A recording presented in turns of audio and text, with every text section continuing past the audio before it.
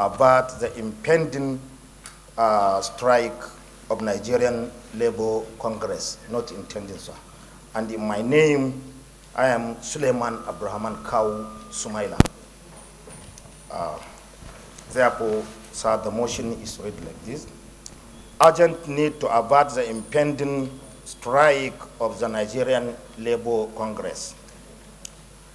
The Senate notes that Nigerian Labour Congress has given the federal government a 7-day ultimatum to reverse the union term as anti-war policies or face the indefinite strike, nationwide strike from Wednesday, 2nd August 2023. Also note that the NLC has directed all its affiliates and state council to immediately begin mobilization of workers and other Nigerians, including civil society allies, for a long-lasting strike and mass protest.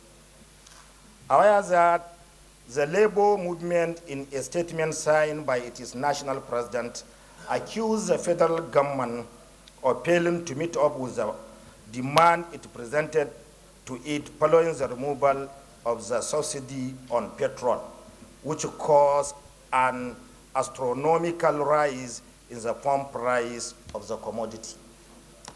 Disturbs that the strike will cripple the country as movement will be severely curtailed as commercial transport operators will withdraw their services, while market, schools, and healthcare service facility will be forced to shut down.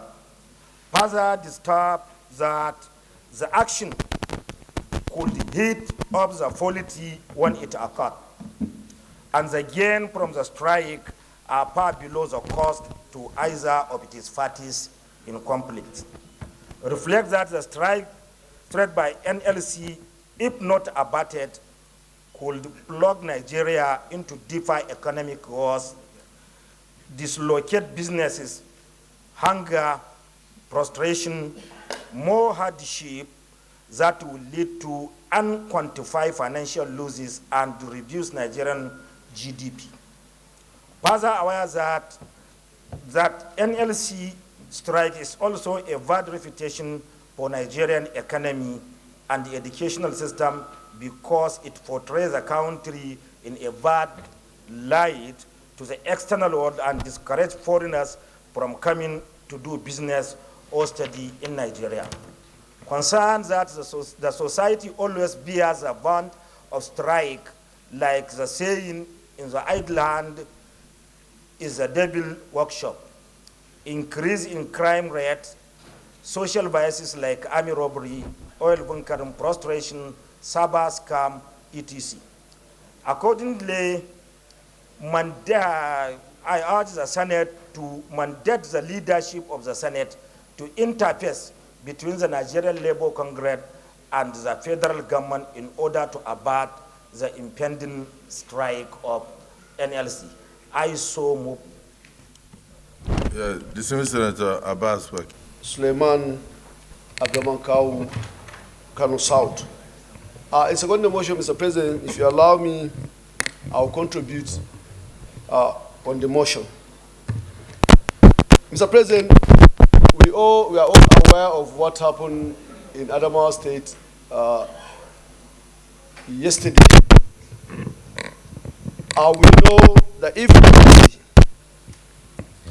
has embarked on the impending strike, the security situation in the country will be worsened because business will be closed and no security enough to oversee all the markets, shops, as can be seen in Adamawa when hoodlums and looters went around to break private shops and warehouses in the state. It started in Taraba some days ago. It went to Adamawa and it may escalate if NLC embark on this strike because movement will be hampered, businessmen will not go to their shops, and hoodlums will have access to breaking shops and business centers of innocent individuals. So I support this motion on calling on NLC to stop and continue the negotiation with federal government on the needs, on their own needs, so that the strike will be averted. Thank you, Mr. President.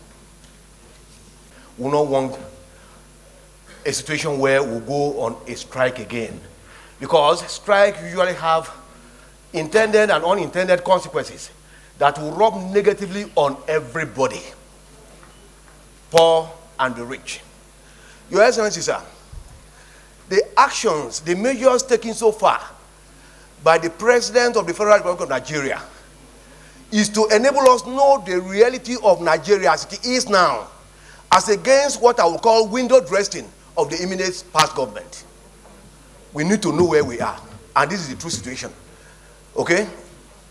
As it is today, I want to believe that the President himself is not happy with what is going on in terms of the sufferings of the masses. It's not just the poor, everybody is feeling it. But I believe that this is the only way we can go to set Nigeria on a sustainable path for growth. So I want to please appeal to the labor unions to please shelve the intention to go on strike. The President has good intention. This intention on the long run will manifest in the improvement of the standard of living of all Nigerians. It is on that note that I second, or rather, it is on that note that I support this motion. Thank you very much. A true reflection of the feelings of most members of these hallowed chambers. We believe strongly that we must continue to identify with our constituents that sent us here. But we must also advise the press that when we discuss issues like this, they should know that we are part and parcel of the society. We should not be misquoted. Because I recall the last time that the Senate got very concerned and worried about the issue of impending fuel electricity tariff hike. There was a proposal to increase the cost of electricity. And then so there was a motion here on the floor that we should advise that the tariff should be suspended. And then one of our colleagues in his own contribution also amended one of the prayers to say that yes, the suspension will be in order because it's important to allow the poor people to breathe. And then we said yes. As a presiding officer, the overwhelming majority of the senators cannot say poor people should breathe. Then I would say they should not breathe. And then somebody misinterpreted us. Oh, that they were mocking the poor. We come from communities that have a lot of high rates of poverty. And we are inundated daily by requests from all sectors, from the youth, from the others and all that, to see what we can do. Even our earnings here cannot take care of the kind of requests that we get. So if the Senate President had ruled that the poor should not be allowed to breathe, I think that would be a record for the next 10 years discussion on television channels everywhere, that the Senate says poor should not breathe. The Senate says stop the tariff, suspend it, and give a breathing space to the poor people in the society. And then some people misinterpreted. They say, oh, the Senate is mocking the poor. Should the Senate have ruled, should we have ruled that the poor should not breathe? Senator Tambua, should that have been the ruling when you were the Speaker? Thank you, Mr. President and my dear colleagues. I am Henry Sirake Dixon, Senator representing Bayelsa West Senatorial District in Bayelsa State. Mr. President and my colleagues, I rise to lend support to the motion that has been so ably moved. And in doing so, I would like to say that I would have felt sad, actually, when prior to the arrival of the ministerial list, we were meant to have gone on recess last week. And I thought that it would have been very sad if we didn't have an opportunity to robustly discuss issues about the current economic situation in the country. So I commend a colleague for at least raising this motion, which will inevitably now make it possible for us to share our views in terms of what is going on and provide a solution. There is no doubt, Mr. President and colleagues, that with the reality of the economic situation, the fuel subsidy regime is not sustainable.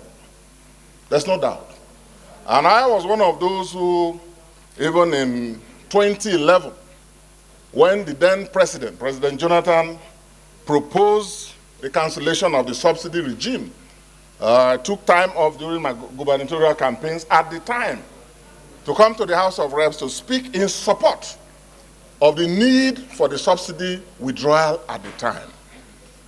We must commend the president, in my view, for having the courage to do so. And I've mentioned that to the Senate president sometime. So that's what we should do. But a combination of the subsidy withdrawal policy, which is commendable, and then the other economic policies that have been unveiled also by this administration, have resulted in a situation where Nigerians that we represent are going through very harrowing moments, Mr. President. And that's why I feel that this motion is timely, because it will give us an opportunity to let the Nigerian public know that this Senate appreciates what they are going through, and we are in all of this together, and that tough decisions have been taken. But that we also will work with the executive to propose a regime of palliatives that will address the economic situation that has been caused by what has happened. So in lending support to this motion, Mr. President, I will say that the Senate leadership that will interface with the president should do so urgently, and then make it possible for this Senate to have a robust discussion on the contents of the palliative regime. I'm aware that Mr. President has proposed 500 billion as palliatives. But I am of the view that that is not enough. And I believe that's a view that we all share, a lot of us share. But we need to leave, we don't need to leave that for the executive arm alone, Mr. President. Because under our system, the executive, Mr. President, cannot make any expenditures on its own without the National Assembly's approval. So my support will be that when the Senate leadership interfaces with the president, we should have a comprehensive idea about the details of the proposal on palliatives in different sectors, transportation. What happens to those who are in employment? What do we do in terms of the minimum wage? And all of those things. What happens in all states? So that we, Mr. President, you can take the leadership, with the leadership of this Senate, to interface with the president. And also meet with organized labor and other stakeholders. So that we, before even we go on recess, we have a robust discussion on what the contents of this palliative regime should be. But the point should be noted by all Nigerians that we all, individually and collectively, we share in the pains, and that we identify with them. And this motion has given us an opportunity to publicly communicate this sentiment to Nigerians. So I support the fact that the Senate leadership, at the end of this motion, should interface with the president and interface with organized labor, but beyond that, should communicate a robust and comprehensive package of palliatives, which I crave the indulgence of colleagues so that we go into it before we go on recess, because we never can tell if we leave this matter hanging and we go on recess. Just this morning, somebody sent me a WhatsApp that Osun State, there are demonstrations in some states. I don't want to mention which states. My colleague talked about what happened in Adamawa, and we never know which state is next. We're not just talking of hoodlums. We're talking of angry and hungry Nigerians, millions of them. across this country. And we have a duty to respond to this economic reality while supporting the decision that the president has taken rightly on fuel subsidy withdrawal. Thank you very much. Well, distinguished Senator Dixon, and a true reflection of the feelings of most members of these hallowed chambers. We believe strongly that we must continue to identify with our constituents that sent us here. But we must also advise the press that when we discuss issues like this, they should know that we are part and parcel of the society. We should not be misquoted. Because I recall the last time that the Senate got very concerned and worried about the issue of impending fuel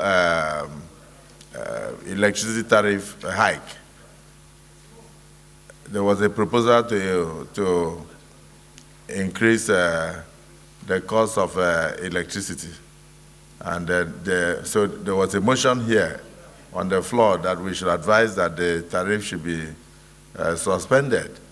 And then one of our colleagues, in his own contribution, also amended one of the prayers to say that, yes, the suspension will be in order because it's important to allow the poor people to breathe. And then we said, yes. As a presiding officer, the overwhelming majority of the senators cannot say poor people should breathe.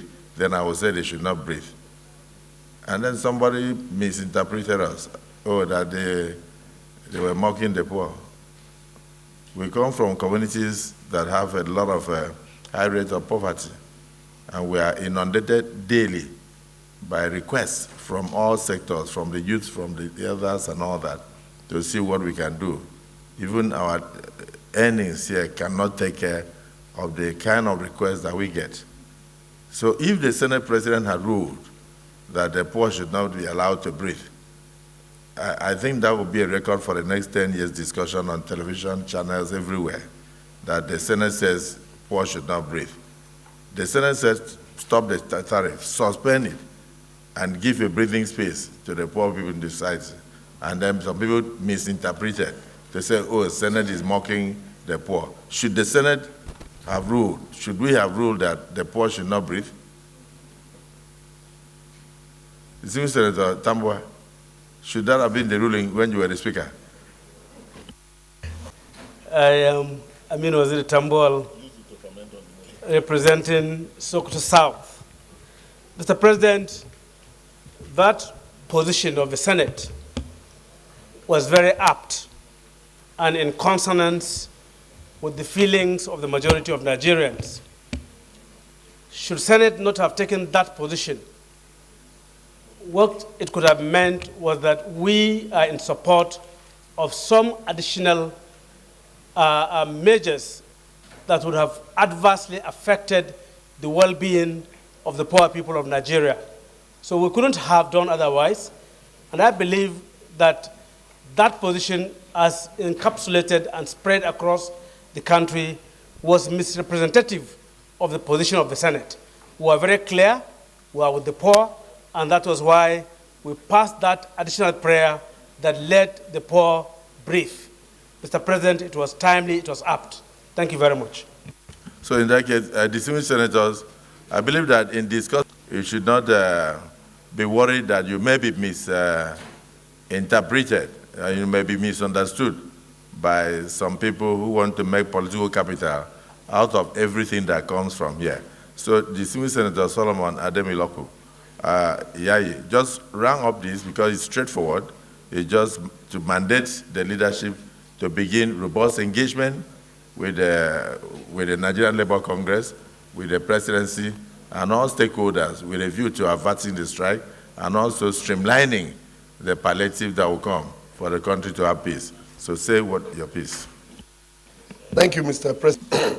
Let me join the mover of this motion, others in thanking the mover of this all-important motion, and also those that have contributed to this motion. Mr. President, let me put it on record that we, as the representative of the people, feel the pains of Nigerians. And if you watch from time to time, the President of the Federal Republic of Nigeria, as always, says he feels the pain. He understands what economic hardship this tough decision is taking is bringing to Nigerians. The removal of subsidy, the rate unification, but he has said that this is in the interest of Nigeria, that the subsidy is for selected few and not for the overall benefits of Nigerians. And that is why its removal is very imperative. On the issue of rate unification, we cannot report expenditure with a different rate and also revenue with another rate. And that was why that has to come under one single rate. All of this reform, Mr. President, was aimed at trying to put a stop to the bleeding which over the years we have been experiencing as a country. Sir, not only the $500 billion that have been passed, also $800 million safety net has been passed. And all of these are meant for palliatives. And I know on record that the government is not resting. They are working around the clock. Some states have started taking up initiative in trying to ameliorate the suffering of Nigerians. For instance, in my state, additional 10,000 naira has been given to civil servants aside of their salary as a way of alleviating the suffering. So all of these initiatives have commenced. And on the part of the federal government, they are putting together a holistic palliative measures to address the challenges currently faced by Nigeria. And if we are all aware, the last couple of days since the inception of this administration has been a thorough engagement with the Nigerian Labour Congress and all other people that are involved. And I know that whatever the challenges are, they are trying to be very careful. But Senator Dixon have told us here that it would not be a bad idea if the leadership of the National Assembly engage the presidency and also the organized labor. We should find out what is the current situation of things that is leading to this impending strike that is about to be unleashed on Nigerians. We should look at what is really happening and see how we can come in and intervene between the presidency and the organized labor. But we are telling you, sir, that we are not leaving any stone unturned on our own part, and that is why we passed the supplementary budget with a jet speed. And also, on the part of the executive, they are working around the clock to ensure that they have an holistic palliative measure to address this. So we want to appeal to the Nigerian Labour Congress to please to give us more time, give the government more time so that they can address this issue once and for all. And I know the issue of minimum wage is in the front burner as well, because the wages, the current wage, cannot in any way take Nigerian workers to any level, considering all this economic budget that has been put in place. So I think the government is asking for more time, and they should allow peace to reign. And I can tell you, sir, with your intervention, with the intervention of the executive, we can avert the strike. I will be urging you and the leadership of this Senate to go in this direction. Wednesday is the day that has been set. So from today, tomorrow, I think there should be a meeting to address or to take on this Nigerian Labour Congress so that we see ways and manner by which we can avert this strike. So, Mr. President, distinguished colleague, I want to thank the mover of this motion. It is timely and it is necessary that we intervene from this angle so that we can call on the Nigerian Labour Congress to at least give more time for us to address all this issue. I so submit, Mr. President. The motion is very straightforward, and we have a lot on our table today. So let's get straight to the...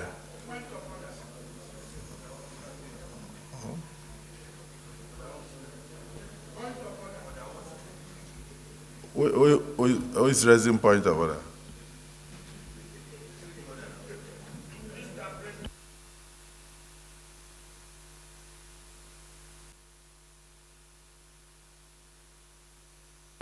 Distinguished Senator, please, can you use your mic? Thank you very much, Mr. President.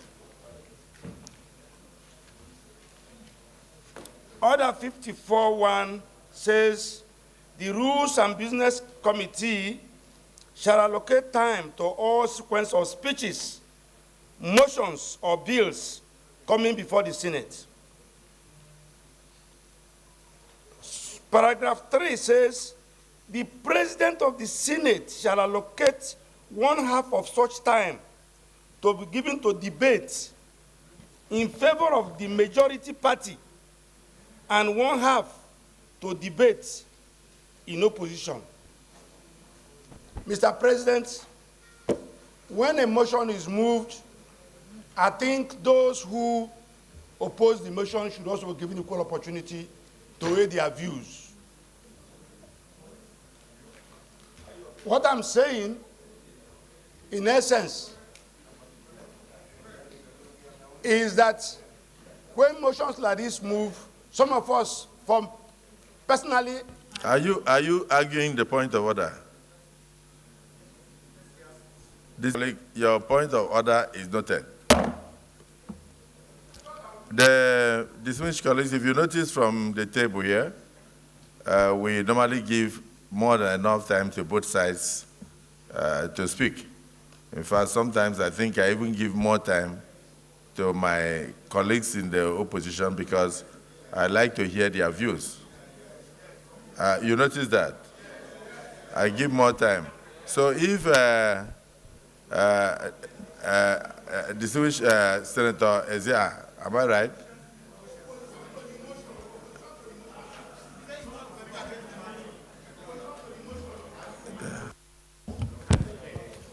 Mr. President, sir, I think the point the distinguished